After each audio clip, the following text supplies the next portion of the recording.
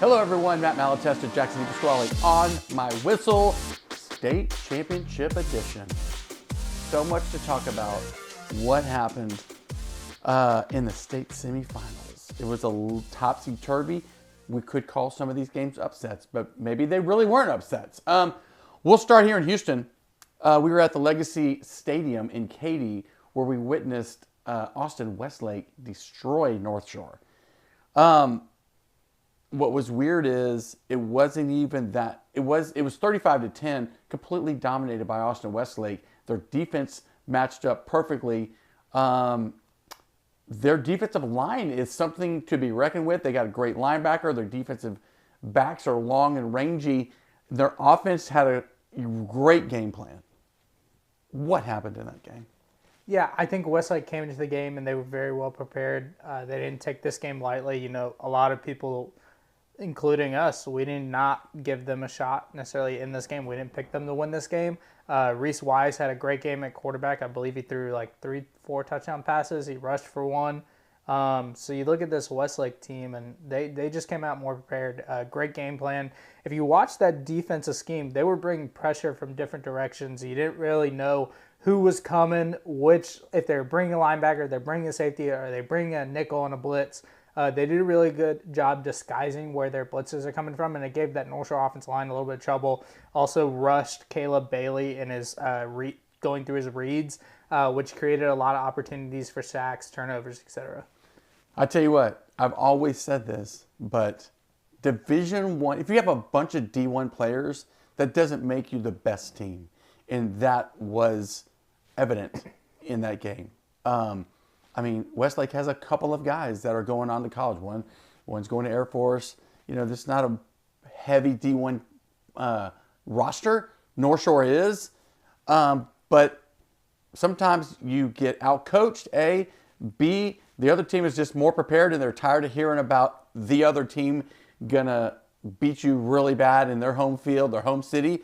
That just was not the case. Westlake came to town, put in work. Now, can they win against North Crowley? North Crowley had another big game, and I wouldn't say it was an upset, maybe, but because Duncanville has won back-to-back state championships.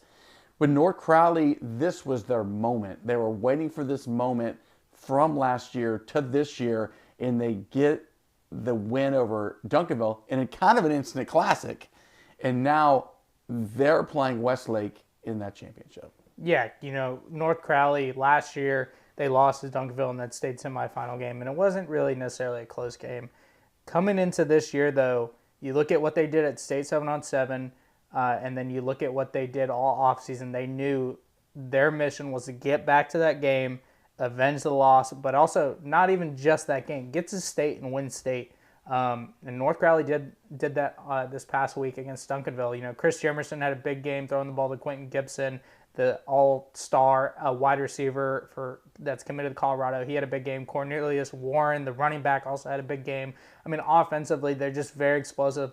And then on the defensive side of the ball, they were able to contain DeCorian more. You know, DeCorian did have 150 yards, but you look at his stats, that's a typical game. That's not his like average, what he's going to do every day type of game. But I don't know. You know, North Crowley is able to just dominate on defense and create turnovers, get the ball back to their offense. Offense was explosive, and I think this is a team that we said last week, they're on a mission, and they know what they need to do to win it all and get that recognition that they haven't gotten in a while. I tell you what, Westlake came with a chip on their shoulder, and you could see that in the postgame. Coach was just like, look, nobody had us winning, and they're wearing that badge. But you have to remember, this is still Westlake. They've been to 12 state championships. So this is a power program with massive expectations all the time, and tremendous effort from them. Do they have enough to win 2 in a row, beat North Crowley? I think North Crowley has better explosive offensive players, maybe. And defensively, I mean, they're going to learn a lot. They're going to learn a lot from the tape, because what you saw that burned North Shore was throws across the middle to their big receiver and the kind of jump pass by the quarterback where he's looking like he's running, and he pops and throws it over the top for touchdown. He did that twice on Chase Calicut, who's a national recruit. That defensive secondary was loaded at North Shore.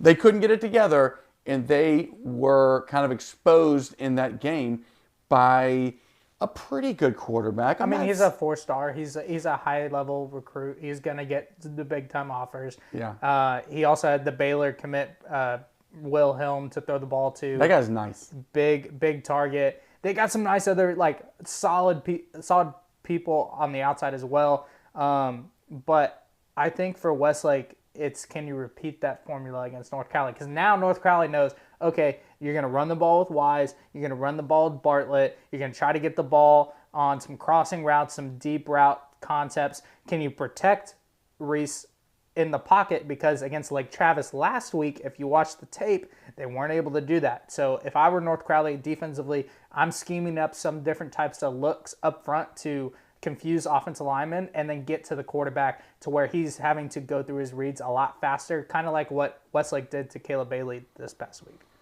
I'm going North Crowley. North Crowley wins the state championship this week. Thoughts?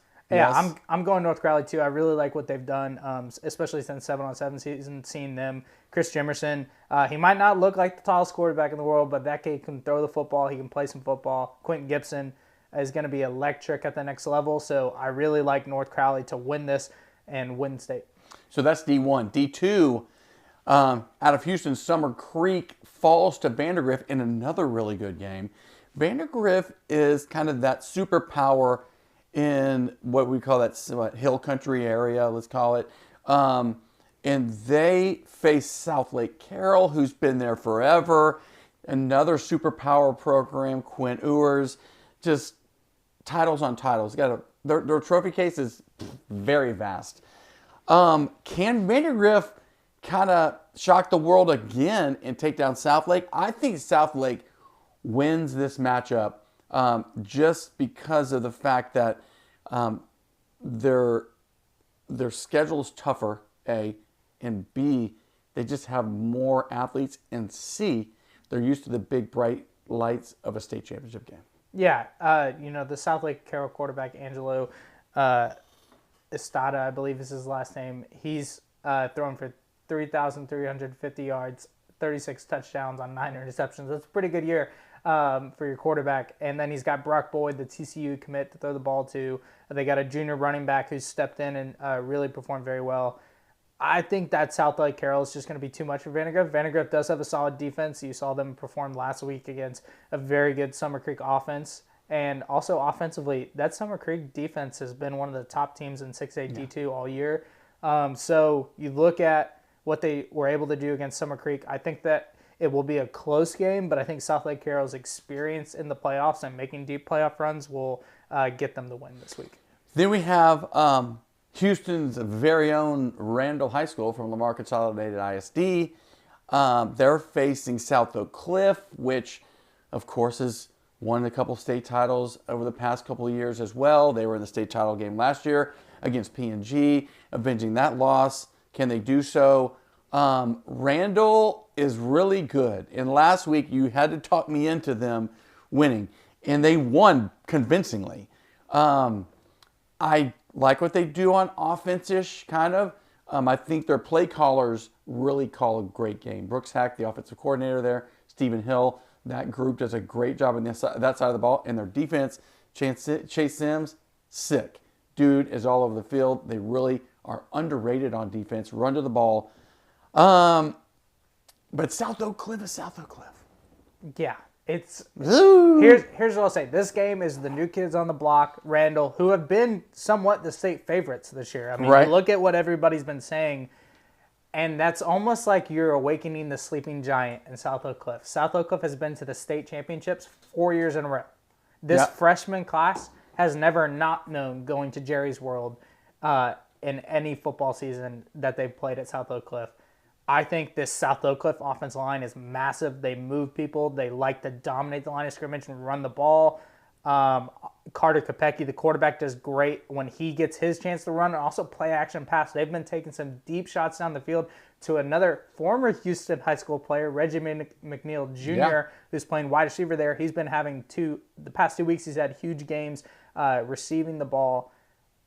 This is going to be a battle, I think, in the trenches because that Randle defensive line is really good. We talked about Chase Sims. Can Sims hold up that offense line from getting to the next level and creating big holes for the running backs? When the running backs do hit the hole, can you wrap them up? Because they're tough to bring down on one tackle. They're shifty. They're physical. That'll be my question mark because I think Randall's secondary is good enough to compete and stay with these wide receivers. And then on the offensive side of the ball, yes, getting Landon Williams-Callis involved in the offense is very important, but you're going to need a big game from Keelan Sweeney, who's been kind of the MVP of this team, whether he's playing quarterback, wide receiver, you're getting the ball in the backfield, whatever it may be. Keelan Sweeney, you need to get him going early in this game, and that will free up Landon Williams-Callis. And then defensively, you have to own the line of scrimmage. That's where this game is going to be won.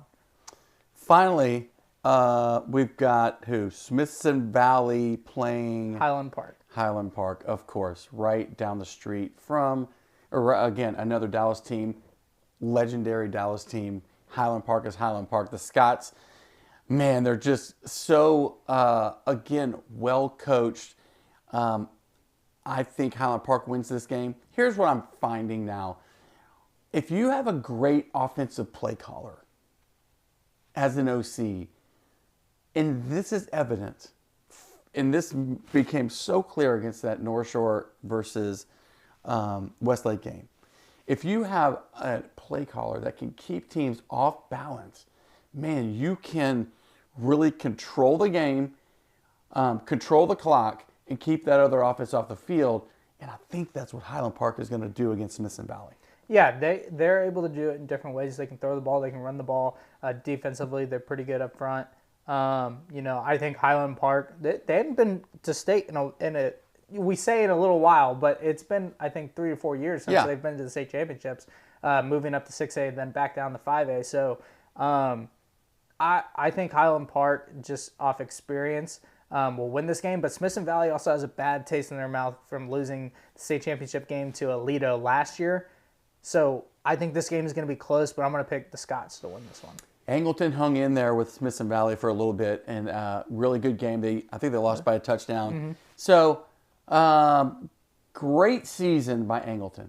Great season by North Shore. And again, we just think about it. Summer Creek as well. Summer Creek as well. North Shore has been to 7 consecutive state semifinals games. That's awesome. That's an incredible run. They were very close again to getting back to state. But Summer Creek, again, they're going to graduate a lot. But that's both teams are going to graduate a lot. And that's the definition of a program that they're going to kind of reload. So, let's see. Is Houston still alive? Are they dead? Are we going to go through a lull? Are we going to come back up as it relates to the 6A world?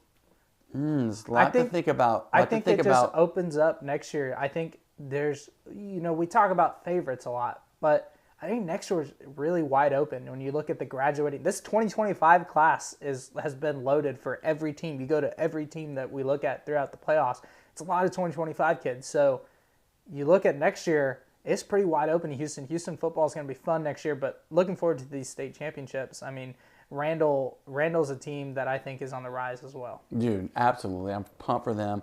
But you're right. Your Fulshers of the world, Iowa Colony, these teams that you might not have heard of, these are the teams that are going to kind of maybe be the future of Houston high school football, which is interesting to see. But anyways, okay, we'll both be there. State championship games, let's go. We're going up to Dallas. We'll be doing full 360 coverage from VYPE. Please like and subscribe on my whistle. Matt Malatesta, DiPasquale. We'll see y'all at state.